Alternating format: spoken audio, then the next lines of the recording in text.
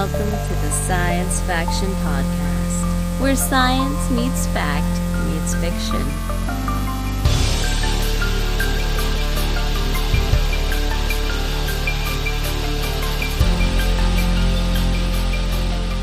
This is Science Faction for the week of August 4th, 2025.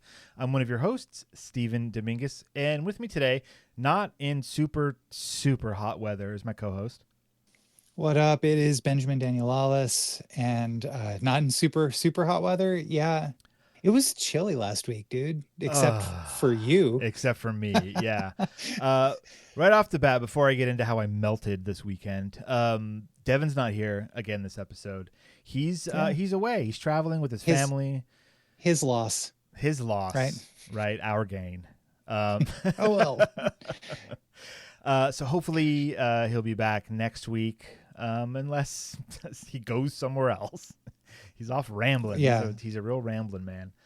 He is a rambling man. He's all traveling, and sometimes he bestows his time upon us, and that's nice, you know. And then other times he says, "Screw you guys, I'm out. You guys handle this podcast I started." And I go, okay, you know, whatever you say, boss. Yes, boss. Yes, boss man. So, anyways, Devin's not here this week. That's fine. Hopefully next week. I was in Palm Springs this weekend. Oh, nice. Okay. Yeah. Okay. No, you don't want to go to Palm Springs at the end of July, beginning of August. No. I mean, we have had a fairly mild summer so far where we're living. And atypically, the climate's changing, folks. The last couple of birthdays that my youngest has had, because her birthday is at the end of July, one was like 100 degrees. The next one, it was like 70 degrees. And then this year it was like 80 degrees or something. Like it's up and down. But anyways, Palm Springs is up and down in a different way, and it's very much up. When we got there on Thursday, it was 112 degrees. Wow. And you know, we've had 112 degrees days here. Like we get it. We know when we read those numbers what to expect. But man, it's been a while, and I forgot how utterly oppressing and stifling the heat is. I got out of the car, my eyes squinted in hatred, and they didn't stop until we left. Wow. It was oof. But anyways, we were there for a good reason. It was my mother-in-law's 65th surprise birthday weekend. Oh, okay. Yeah. So all of her kids got together. One led the charge, made a group chat that I immediately muted because it just started blasting. I mean, with 4 kids and spouses included, like there were a lot of messages flying around. Right.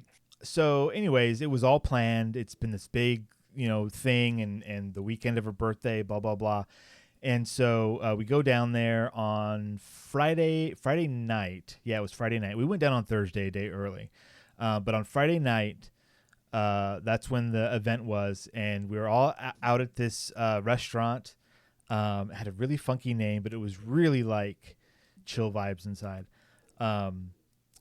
I would hope so. At 112 degrees, you gotta have some chill vibes somewhere. That's where they're hiding the chill vibes, is in the restaurant. The restaurant was chill and fabulous, if you know what I mean. It was very fabulous. So anyways, we had a back room that was like curtained off, and we're all there, and we're all set, we're all dressed up, not like super dressed up, but enough. And we keep getting text messages from her husband, like, okay, this is how close we are. Okay, we're almost there. Okay, we're outside. And so we all like got up from the table, this long table, and we like hid in the corner so that when she came in, first she would see the table, and then she would turn and see us, so we don't freak her out too much or. Or like she might run. She might turn around and run. One of my daughters was like, if we surprise Nana too much, she might have a heart attack. And we're like, no, it'll be fine. She's gonna be okay. Like, are you sure? We're like, yes, everything's gonna be fine. Anyways, she walks in. utterly shocked, utterly happy. The tears started flowing, and she was like, "This is all I ever wanted for my birthday, was to have all my kids together," you know.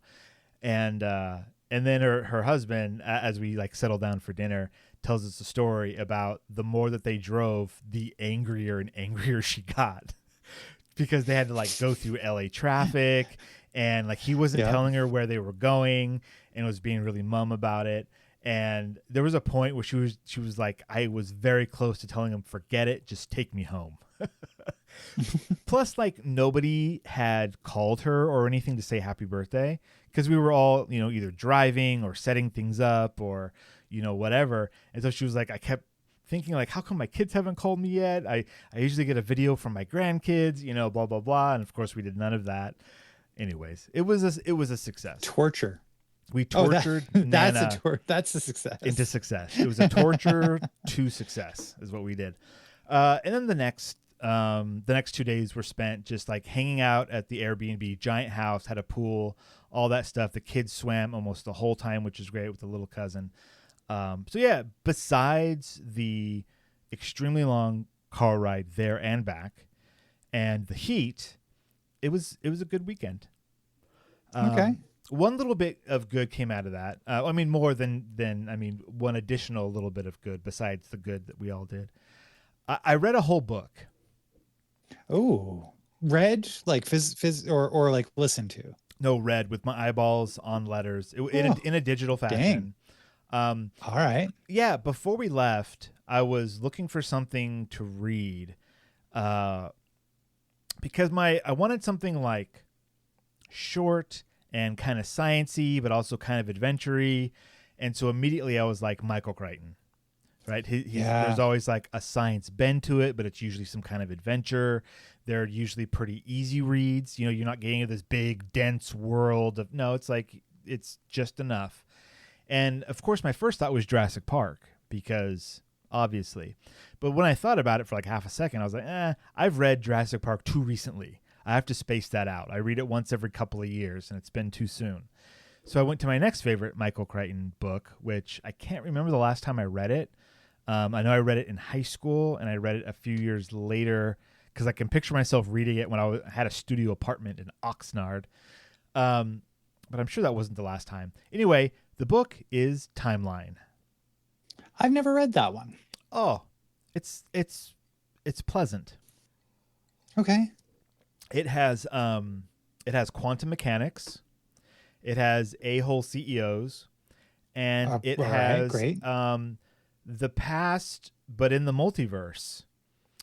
And it's a rollicking adventure full of death and murder in the Middle Ages. You can, Michael, I'm speaking to you from beyond the grave. You can put that quote on your book on the cover if you want.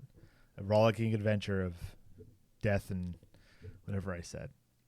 Destruction in the Middle Ages? Yeah, of death and destruction in the Middle Ages. Is that the title of this episode?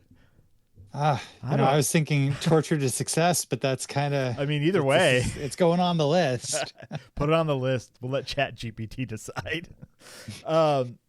Anyways, yeah, so I reread Timeline, and Timeline is, like on paper, it's a very quick read. The denseness comes from the scientific explanations of quantum mechanics, and then history about the Middle Ages. And so, like, if those two things seem fun to you, read this book immediately. So the deal is, let's see, I'll give you like the what you're getting into if you're gonna read this book. So first off, and he wrote Jurassic Park in a very similar manner. It starts off like you don't know what this book's about. So it starts off with like history about the Middle Ages, and then it goes to a guy showing up in the desert wearing weird clothes, and then the doctors examine him and they're like, something's going on with his fingers. And then like after some more pages of science, it goes, we did an MRI and like it looks like the capillaries have been split, like they're malaligned, like they're off a little bit. And so it looks like he's got like frostbite, but they found him in the desert, you know? Plus, he was dressed like a monk. So if you know where the book is going, you're like, oh, okay, that has something to do with traveling, and the clothes are because that's when he was. But if you go into the book not knowing what's going on, it's like, what is this mystery? And then it's like, where did he work? He worked at this place. And it's like a whole history of this CEO guy who is super smart and like his way through business. He did a similar thing in the Jurassic Park book with like John Hammond, and like how he became rich and successful and why and like all that stuff. So it's kind of a mirror to that in a bit. But anyways, and then it goes off to like a bunch of archaeology students working in France on this castle and this whole area because they're being funded by that CEO's newest company. And you're like, why? And so there's like a bunch of back and forth. Then the kicker, and the thing you probably remember from the 2003 movie adaptation, is that they find buried at this castle a lens that couldn't have been created in that period that belonged to their professor, who just left to go visit this software or this the CEO's stuff. And so you're like, okay, putting two to two together here. And then as they're going through these pages in this packet that was found nearby, on one page is written "Help me," with the date. And the book and Michael Crichton, I love how he does this. I'll wrap up after this because I know I'm starting to ramble again. Geez, Steven, living a little too much life for the rest of us normies. Hey, sometimes you got to take a 5-hour car ride and read a book by Michael Crichton. I mean, maybe that's why I'm so happy. That does sound kind of nice. That sounds like heaven right there. Knock, knock, knocking. Now what was I going to say? So he stops and takes the time to go through like the history of the area and these students and what their areas of study were. And so he sets them all up in these archetypal bits. So anyways, they see the help me sign, and like he goes through, this is what I was going to say. He goes through what he did on Jurassic Park, which is like, this can't be what we think it is. Because as a scientist, that's impossible, right? If you don't know you're reading a science fiction book, you go, okay, he's written "help me" in the middle of this manuscript. What a terrible joke. And then they're like, it doesn't look like it's a joke. Like, okay, so then how could this be real? It's impossible, right? Because, of course, time travel isn't real. And so they go through like the scientific method of trying to figure out how the joke was made or like what's going on. So they carbon date it. They test like what was used to create the ink. They look at like what was written, and they compare it to a note that he had written, previously, this professor guy. And anyways, they come to a conclusion like, this came from the time period that it says it came from. So that's all we can say, and we've done all the science. And he did a similar thing in Jurassic Park with like dinosaurs and like more zoo stuff and like the genetic components. And then the whole, like, there's no way that these animals can be reproducing. And then like they go through the science of it, and then like the tree frog. Whereas in the movie it was like oh look, they are breeding, and then that's all you get, right? In the book it was more of a like a B plot, process, maybe a C plot. It was in there. They though. figured it out. They did. It took some time to figure it out, but then they did. It wasn't just oh, look at this thing. Yeah. Oh look. Haha. Moving on. Yeah. We only have a small runtime. Yeah. In the book, oh man, at the end when they have to go to count the raptors, oh, it's beautiful. Anyways, read timeline, because the crux of the book is they send the students back to find the professor. And there are multiple ticking clocks the entire time, and the chapters are named after one of the timers that's counting down. So reading the book, you're constantly feeling like I'm running out of time because the characters are. Spoilers for Indiana Jones and the Spear of Destiny, but is this just the prequel to Indiana Jones and the Spear of Destiny? It is not. No, okay. No, not at all. It's funny because like the time travel component is like the really technical quantum-y nonsense, which they're like, no, time travel is impossible. What we do is we take you to another a place in the multiverse whose time is shifted from our own, and we put you there. But our universes are so close together that, you know, another universe, like the note that you found came from universe A, and we're sending you to universe C where we sent your professor. But of course, universe A had its own universe minus A that, you know, like it's all lined up where you don't think about it and it's fine. You don't understand. It's fine. I don't, because I haven't read it, seen it. I don't know, but I all right. I highly recommend. I'm the along book. with you, man. Okay, cool. Yeah, Yeah. I'll grab that. That's awesome. Check it out. Yeah. Tonight I had something that, like, if I were to go back in time and tell my 12-year-old self, like, hey, dude, I just did that, I'd get a big high five, and it would be just like, cool, way to go. Good job, big bald man. I'm gonna go read Arthur C. Clarke. Yeah. Spoilers for this episode. Yeah, for sure. And what happened tonight? I beat 2 12-year-old kids at Magic the Gathering. So, round of applause. You're welcome. You're welcome, internet. My previous self and internet. Yeah. So what is that? Twice now you've won a game of Magic? Yeah, exactly 2 times. It's so good. I was, basically, my son had one of his friends over for a sleepover tonight, and we got through eating dinner, and I was like, so what are you guys going to do? You guys going to go back and play more Minecraft, or do you want to play a card game, a board game? What? Because lately I've been, Flint's been getting into some card games with me that have been like, okay, cool. We're now hitting like my favorite card games of all time. So anyhow, his friends kind of looks at me and says, well, I did bring my Magic the Gathering decks. And I looked at him and I said, would you play with me? And the answer is yes. And so that we played all 3 of us played, and it was a lot of fun. I brought out a bunch of my decks. I lent one to Flint and used one myself.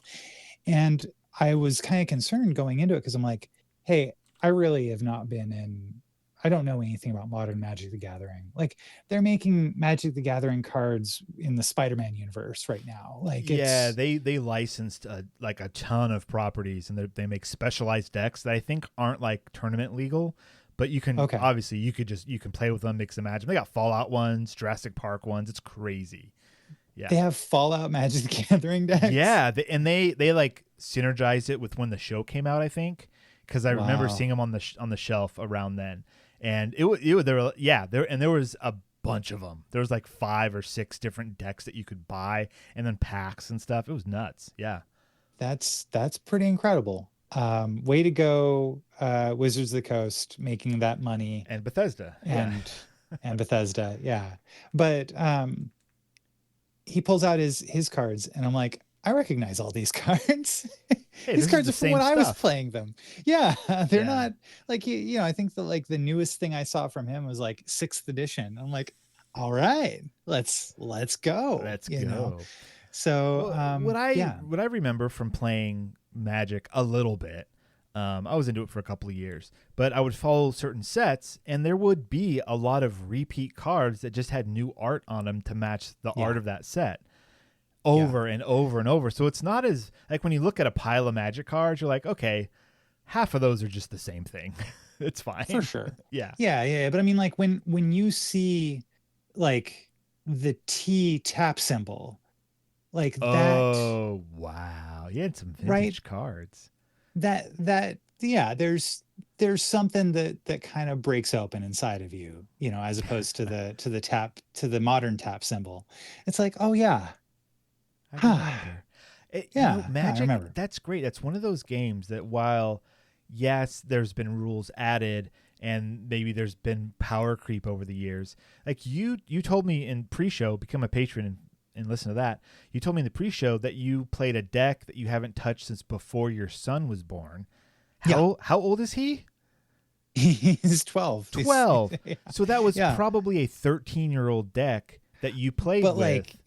But this was me pulling cards from long before that. Like I'm hearing stuff about commanders. I don't know what commanders are. I don't know. Right. But like it's it's okay It's because the impressive. game still exists. And what Right? I was like, the point I was getting at is like the game still works. Like you Yeah. could play against a modern deck, and it's not like a completely different game. It's not like, oh, this is Magic version 5, and that you can't play with Magic version 1. The cards aren't compatible, right? No, No, I mean, it all works. I'm gonna stop you there because you Yeah. like I stopped playing at 5th edition because they changed enough rules that I was like, that doesn't sound like fun anymore. Okay. back when it came out. But that's just because Fair I was enough. a young I was a young feral nerd. And Oh, like one of them feral now nerds. You can find them at the now library. I'm fine, you know, it's all Yeah. You're good. in recovery. I'm in recovery. Now I'm, you know, all I'm doing is just gaming on my Steam on my Linux PC and Oh, all weekend. that So that's cool too. yeah, time to segue. Okay. You may remember I installed a Linux distribution called Bazite onto my tower PC, on my gaming Yes, I PC. do remember that. And the first thing I tried to get working was Forza Horizon 5. And this last weekend, I tried it again and it just worked. Whoa. And that was super cool.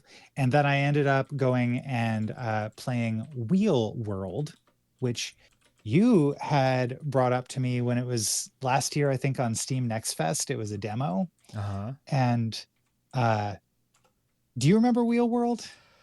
Oh, I Not can't say I not to do. be not to be confused with the MTV Real world? reality TV show.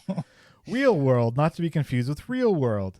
Yes. No, Oh. Wheel World is it's a cell shaded Legend of Zelda like kind of Breath of the Wild, except as you're going around in this open world, you're riding your bicycle and you are challenging people. Instead of dungeons, you're challenging people to races Oh. on your mountain bike. That does sound familiar now. Okay, because when I And hear yeah, real world, I'm thinking about like cars driving. But as soon as you said bicycle, I was like, oh, that's right. bicycles. Yeah, Yep. bicycles. Yeah. And it's got a great vibe to it. It's super awesome soundtrack. Like it's choice. And so yeah, basically this weekend I was like, you know what? I have not been relaxing enough. I'm going to dive into video games again. You know, it had been Okay. a while. Okay. And because most of what I tell you, like the last several months, I feel like everything I've been doing in my spare time has been just in service of being productive or doing like healthy things. Uh-huh. And I was like, you know what? This weekend I'm going to play a lot of video games. It's time You to know? rot. Yeah. Yeah. I keep on hearing all these rumors about Steam coming to Xbox. Okay. Like you can being able to install the Steam storefront and Oh, that's download interesting. PC games on Xbox Series consoles. Which makes Uh, sense because an Xbox is essentially just a PC. right.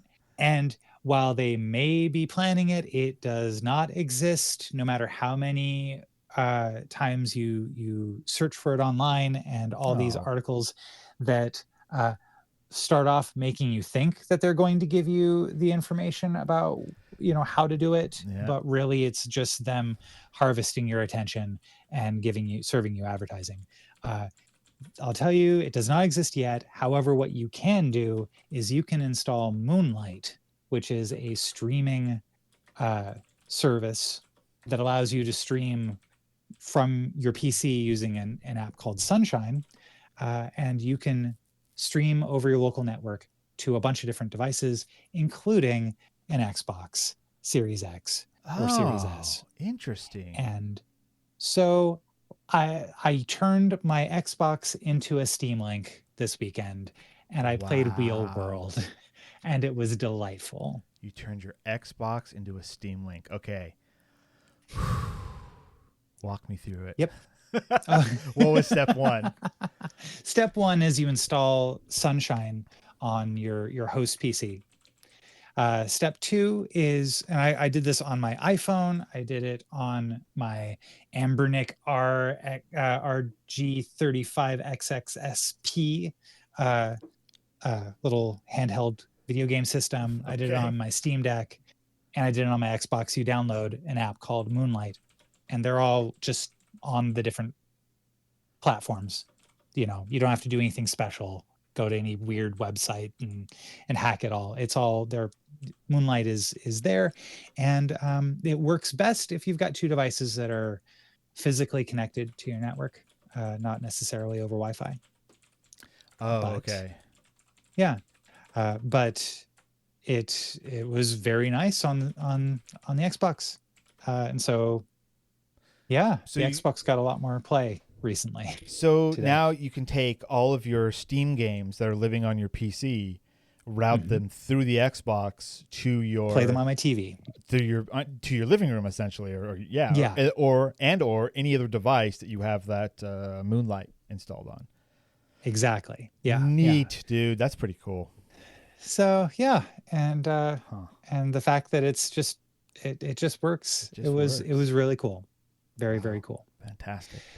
Yeah, well, All right. we're 25 minutes in. my friend. Oh man, I see a note here that says we're supposed to talk about 5 minutes each. I think we've surpassed that this episode. So let's move on to future or now. Now. Ben, take it away. Is it future or is Sure it now? This one is now, but a little future. So, Stephen, Yeah. I don't know if you're as concerned about this as I am, but there are a lot of fake videos online. The age of AI No way. has meant that it is so easy to lie to people about what really happened by showing them a video. And Right. so an article from cornell.edu, hiding secret codes in Liked protects against fake videos. Secret codes in light. Okay. Yes, yeah. So a team of Cornell researchers has developed a way to watermark light in videos, which they can use to detect if video is fake or has been manipulated. Okay. Wow. I'm so excited about this. I'm shocked. But so the idea is to hide information in nearly invisible fluctuations of lighting at important events and locations, such as interviews or press conferences or even entire buildings, like maybe the United Nations headquarters. The fluctuations are designed to go unnoticed by humans, but they can be recorded, or when they are recorded, it's like they're a hidden watermark in any video captured under the special lighting, which could be programmed. Yeah. And so like this watermark can be programmed into computer screens, photography lamps, built-in lighting, and each watermarked light source has a secret code that can be used to check for the corresponding watermark in the video and reveal any malicious editing. Wow. That's what we need. That's definitely Yes. what we need going forward, especially towards whatever new elections come around, because there are going to be people with money that are going to be generating fake stuff that we're going to have to be able to go somewhere and be like, was that real or not? Because even they're people gonna be clever. that don't have money, that just want money or want attention or want like it's not just the billionaires, but there's also think about scamming your grandma to send Steam gift cards, or think about countries that have entire teams of people that don't want your country to have a functioning government, maybe. Yeah. Right. Oh yeah. So yeah, although all of these bad actors, we need a way to be like, look, this real, this fake, this why. Yes. Yeah. And so this is super cool to me, because it's all about embedding the code, like embedding these watermarks in lighting itself. And so the idea is that likely this is not something that anybody like that's just going to be existing everywhere, but it's something that like for important things where what was said and what happened really matters. Yeah. Because, this is a way of turning to a team and going, hey, did this really happen? Is this, Let's check or is it this. all just malarkey? How was this image manipulated? Show Yes. us now. Yeah. Yeah. So I mean, it could be that from now on, whenever something needs to be recorded for posterity, maybe we're gonna see people with like a pin on or something that has like a little light that's on, Right. and be like, Yeah. this is my what used to be holding a newspaper up in the corner of a picture to like prove Yeah. when it was. Like this will be the new that, right? You got a little pin on, Right. and so now like whoever wants to analyze the video can tell if it was real or if it was fake. Right. And not only that, but it can be if somebody cuts out footage, such as from an interview or political speech. Oh, A forensic analyst with the forensic analysis can show that there was gaps there. Or if someone adds or replaces objects, the altered, like any altered thing, does not carry the way the light was in that room. Mm-hmm.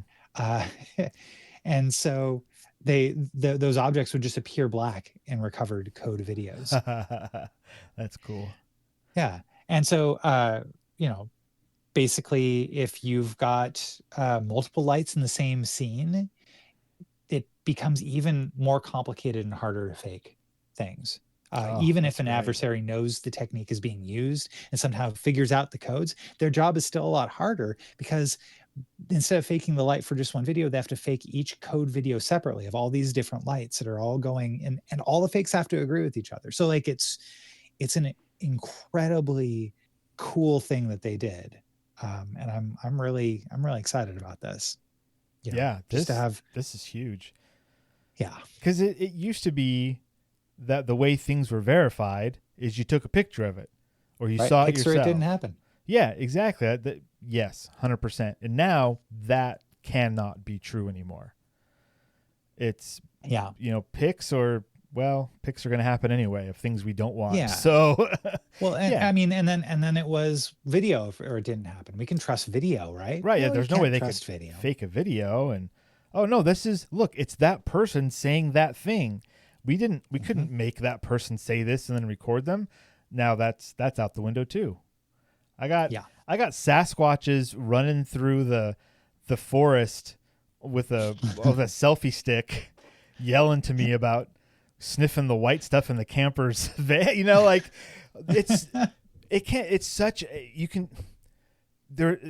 AI allows such a vast creative output. Yeah. Anything that you can think of, and that quickly happens and it's dumb and it goes away. But then like the creative people come in and go like, okay, now that we can see the breadth and the width of this technology, how can we use it to express these stories and these things in ways that we can never would have thought of before, or would have been super cost prohibitive before. I saw one. It was obviously one of these AI things, because there were marks, there were things that you could tell, but it was like Return of the Jedi Luke Skywalker arriving on a planet, talking to R2, walking down this corridor and meeting this other Star Wars character. And it was all like, it sounded like Mark Hamill. If you were to pause it, it looked just like 1982, 83 Mark Hamill. The only the parts where it was weird is in the lips moving to have him talk a little bit off. You could tell like, oh, this isn't, you could tell immediately. And then the other thing is that the background kind of had that soft kind of looks like a retro 70s photo that's been airbrushed kind of vibe to it. It didn't exactly look like a movie set, but somebody that sees that and goes, wow, I've had this idea for a Star Wars story or for whatever. Look, now I can do that without hiring a cast and building the sets and doing the special effects and all this stuff. And it may not be perfect, but at least they could get their vision out there and it won't just die in the ether, Yeah. Interesting. So yeah, anyways, invisible lights. Yeah. Now, these things that happen to a long time ago in a galaxy far, far away did not actually happen, Stephen. I mean, in addition Prove it. to the fact that that these videos were not the actors that you're looking for. They're all right. Well, so Stephen, tell me a little bit about what you brought, because I'm curious about this. Oh, for sure, for sure. I'm calling this one, but first, Mars. Hmm. So this is definitely future, but in the near future. This comes from an article that was posted on Science Daily today, and the title is "Radar that could find life on Europa just nailed its first big test." Nice. Yeah. NASA's Europa Clipper spacecraft just aced a key radar test while flying past Mars, proving its ability to detect structures beneath planetary surfaces, something that couldn't be tested on Earth. The radar, known as REASON, and that's an acronym for something I'll read later, will eventually be used to explore Europa, an icy moon of Jupiter believed to harbor a subsurface ocean. Of all these worlds, do not approach Europa. It's off limits. Europa is off limits. What's that from? What is that? Is that Arthur C. Clarke? 2010, the year we made contact.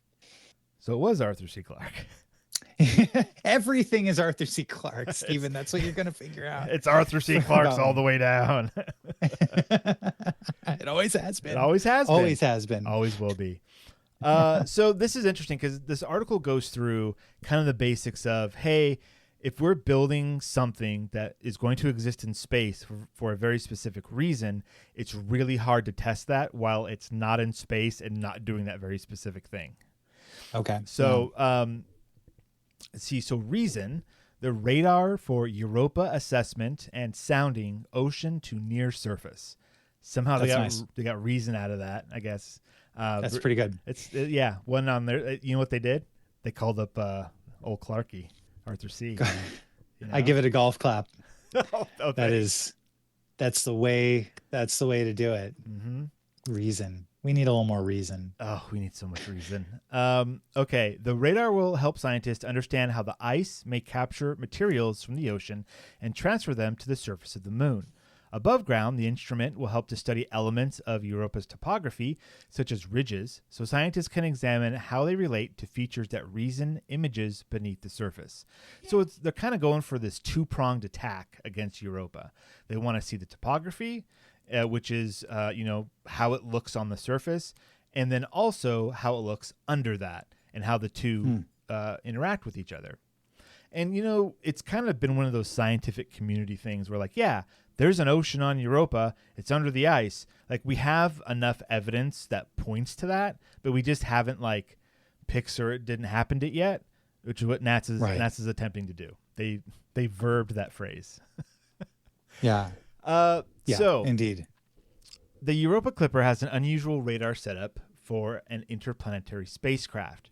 It uses two pairs of slender antennas that jut out from the solar arrays, spanning a distance of about 58 feet. Those arrays themselves, that's big. Yeah, those arrays themselves are huge, from tip to tip, the size of a basketball court. For you sporties out there, and 17.6 meters for the rest of the world. So they can catch as much light as possible at Europa, which gets about 1/25 the sunlight as Earth. Let's see. The instrument team conducted all the testing that was possible prior to the spacecraft's launch from NASA's Kennedy Space Center in Florida on October 14th, 2024. During development, the engineers at the agency's Jet Propulsion Laboratory in Southern California even took the work outdoors, using open-air towers on a plateau above JPL to stretch out and test engineering models of the instrument's spindly, high-frequency, and more compact, very high-frequency antennas. So they had to build a version of it that could exist on Earth to test it.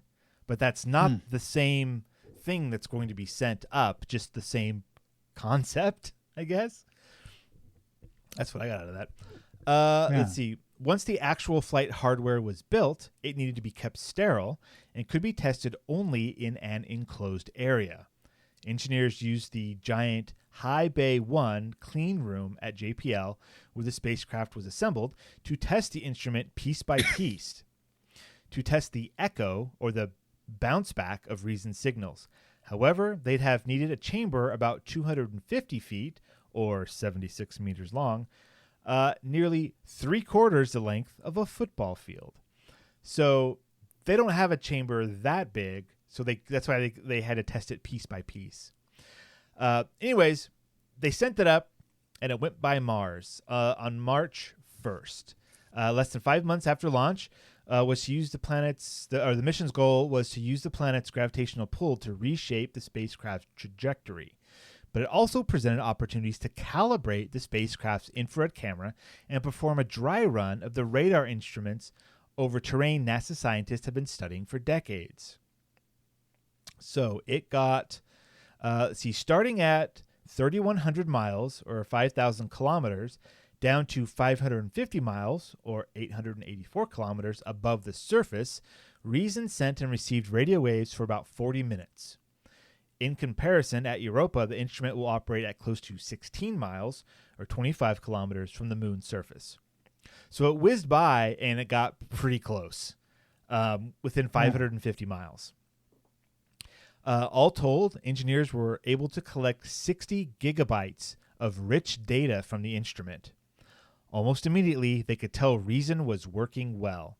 The flight team scheduled the full dataset to download starting in mid-May. Scientists relished the opportunity over the next couple of months to examine the information in detail and compare notes. So a quote from JPL's Trina Ray, the Europa Clipper deputy science manager: "The engineers were excited that their test worked so perfectly. All of us who had worked so hard to make this test happen, and the scientists seeing the data for the first time were ecstatic, saying, 'Oh, look at this! Oh, look at that!'" I put enunciations are my own. Now the science team is getting a head start on learning how to process the data and understand the instrument's behavior compared to models. So they finally got to see if this thing works, essentially, the way it's supposed to. And so they're getting the data back. They're figuring out, okay, this is how we talk to each other. And they're practicing all that on the Mars data so that once they get to Europa, it's all money. Yeah. In fact, the real quote, not it's all money, is they are exercising those muscles just like they will out at Europa. Nice. Not going to get to Europa until 2026. It needs one more gravity assist, and it's going to use Earth to do that. Nice. And it is currently 280 million miles from Earth. If you want to read, as long as it pays, the subscription costs, to use Earth's gravity. Yeah, it is $14.99 per month, but right. I hear it's going to go up by 2026. No doubt. Of course, you can get it in a bundle with Disney Plus and Hulu, and HBO Max. Yeah, for sure. Now introducing Gravity Plus. Do you want to weigh less for just $11.94 a month? So there is a little bit more in the article, not much. But incredibly cool. It's always nice to see that we're still sending stuff out there. We're still, looking to learn more about our closest planets and the new and fantastic technology that's making that possible. Super cool. Super, super cool. All right. We are going to take ourselves a little break. And when we come back, we are doing book club. And this week. And this week, it is All Summer in a Day, a short story by Ray Bradbury. You go to the links in our show notes. You can get a PDF of it, or you can get a YouTube link to YouTube where someone reads it to you in case you're lazy. So, check those out, and we'll be right back. Hey, you. Yeah, you sitting there listening to this for free, like some kind of podcast freeloader. Look, I'm not saying you owe us, but if you enjoy our deep dives into AI, space, and comic book mayhem, maybe toss a coin to your podcasters.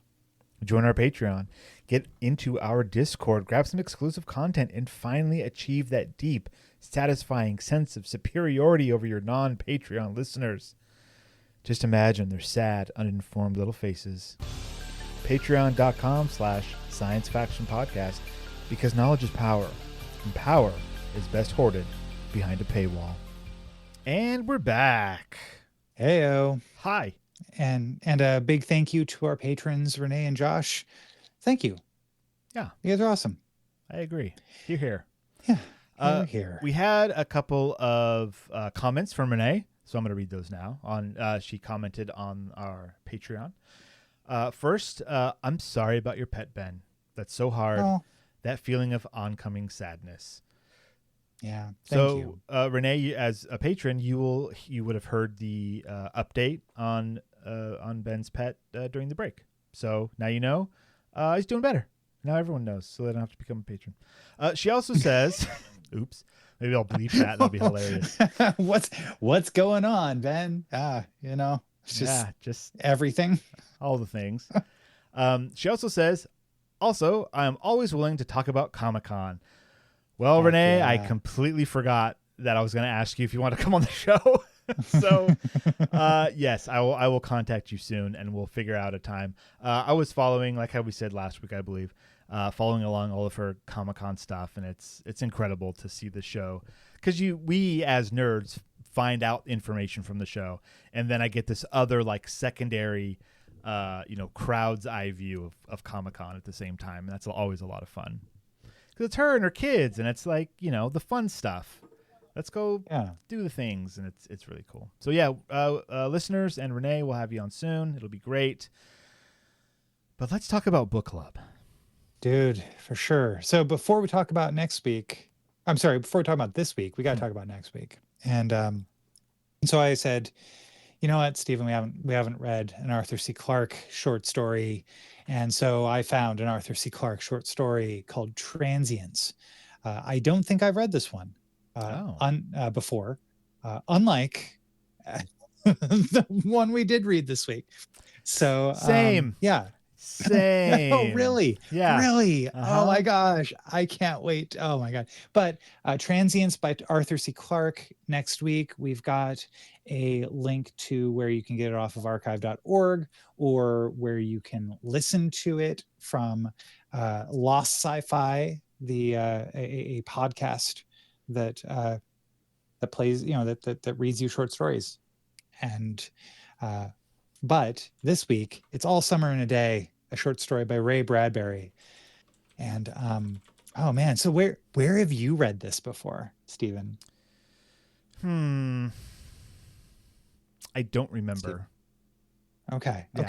Because I remember very vividly where I read it before, and it was in a volume of an anthology of short stories that I had as a kid called Children of the Future.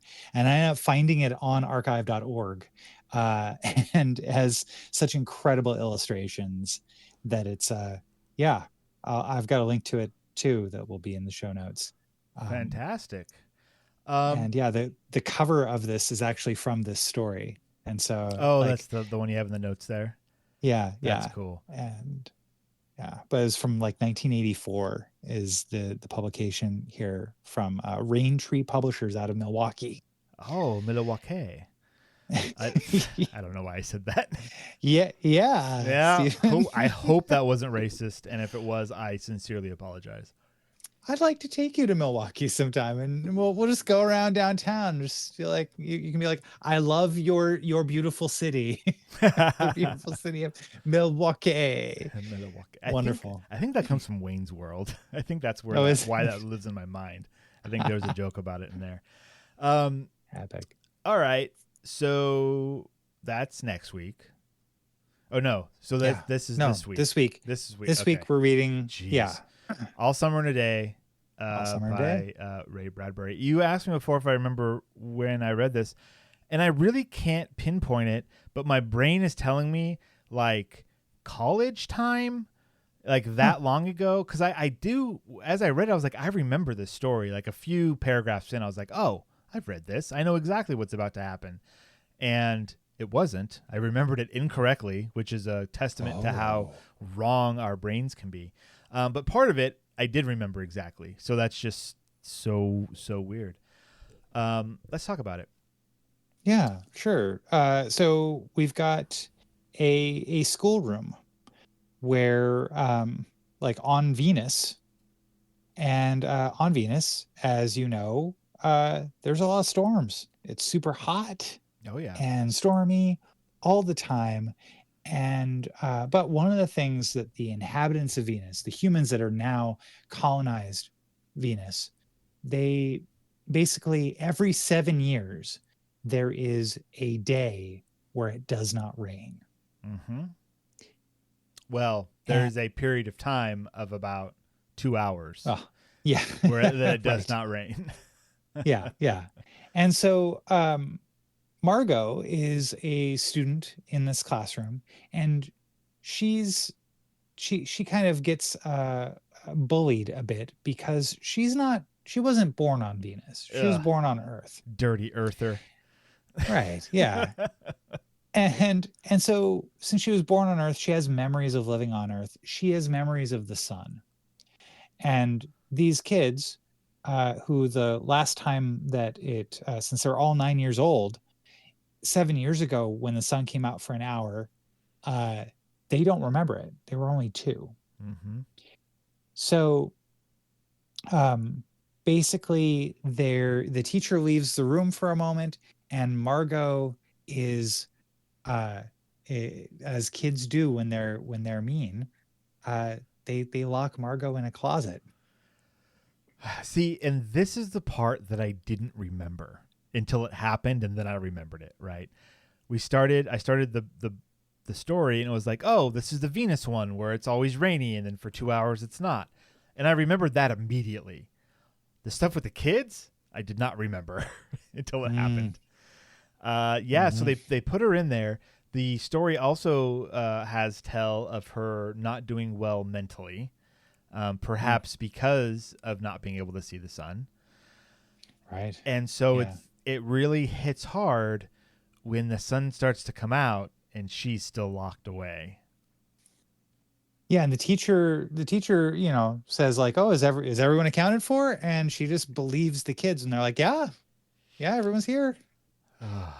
And so the kids go outside, the teachers go outside, everyone has a great time except for poor Margot. And when the kids realize what they have done, the unforgivable offense that they've done, um, yeah, I mean, it's the story ends kind of abruptly, but in a way that makes you like you're in the middle of feelings, and so you're just kind of stuck with those feelings because the last sentence is they unlock the door even more slowly and let Margot out. Fade to black. Like we don't get the fallout, we don't get the repercussions because none of that matters. Because something has been taken away from Margot forever. right. That is painful. Yeah. And I remember reading this as a kid, and it had helped me, like, it had helped me out with figuring out, youth and how kids could be. Right. This story taught you about, or not taught you, but like helped you out with bullying, I'd imagine. A little bit. Yeah. Yeah. Yeah. A little bit, or at least, well, sometimes how to be not surprised by it. You don't, sometimes when you're young, you don't know that you're being bullied. Like you haven't been able to put a label on it because either one, you've never come across it before, or two, it's been happening your whole life and you don't think of it that way. Yeah. Or you just assume that everybody has your best interests in mind, Because you're just a bright young soul.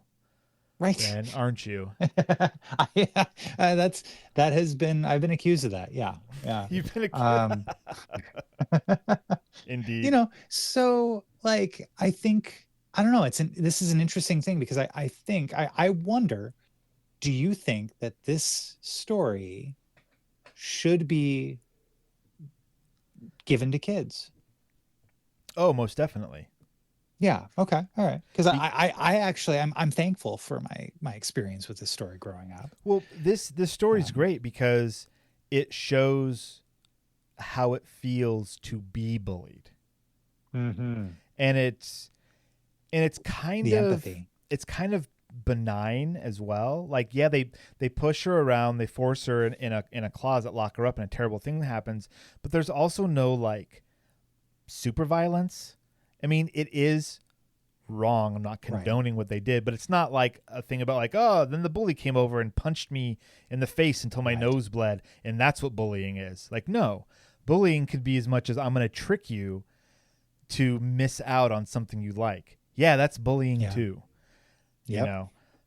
So yeah, I would definitely have kids read this. Do you think that your kids would sit to read this? Yeah, you know, we haven't mentioned it, but this is about, in PDF form, it's 4 pages long. So this is an incredibly quick read. And I imagine the talk about bullying afterward would be longer than it took to read the story. Yeah. That's my guess. But yeah, definitely, because it's got the bullying aspect, but it also has that really great minimal world building in it, right? Just enough is told to us about the world, about Venus, about the fact that there's a colony here, there's still life on Earth. Like, there's all of these little bits that are placed strategically within the story that gives us, the reader, a full outlook of what's happening. There's not any point where you're like, well, how come this or why not that? Either it's omitted because it's not necessary, or it's there because it's just enough. You get your sights, your sounds, your taste, your smells. You're in the world, and that's very interesting to a young sci-fi reader, because they, as far as I know, they haven't read a story about being on Venus. Right. They've seen some Star Wars. They know what, other planets, that concept of another planet, but not one that's real, Right. So, yeah, from all ends, please read this to children. And here's the bonus. You read this to your kid and your kid's like, yeah, lock her in the closet. And you're like, okay, now I know a different way I need to parent. Either way, it's telling about how you're doing. It's this story is a litmus test in your house for bullying. Yeah. Dip it in. Quote, put that quote on the box. All right. Well, I think we're at time. Yeah, I think that about wraps it up for us. Let me just quickly go back to my notes here and make sure. Oh yeah, that's all the things. Right on. Well, so hopefully next week we get some Devin back. Sure. And I don't know, or maybe he's living his best life, and because I think he's like traveling on like a family vacation, but that's one of those where like he's also working. He's still working. Yeah. Because he can work remote, and so like that's kind of cool. And we tried to get him on the podcast like we did last time, and the timing doesn't work out. So, I got one more quick thing to talk to you guys about. Okay. All right, just you and me. Just you and me. This is you and me. Yeah. All right. Coffin Wars on ESPN 8. Do you know anything about the it? Ocho. The Ocho. I know about the Ocho. Okay. Well, I'm going to talk to you and the patrons about it after the show. So, okay. In the meantime, do you have any last words? Yeah. Well, so, okay. You're a hipster if you burn your tongue on a hot drink. You drank it before it was cool. Good night, everybody.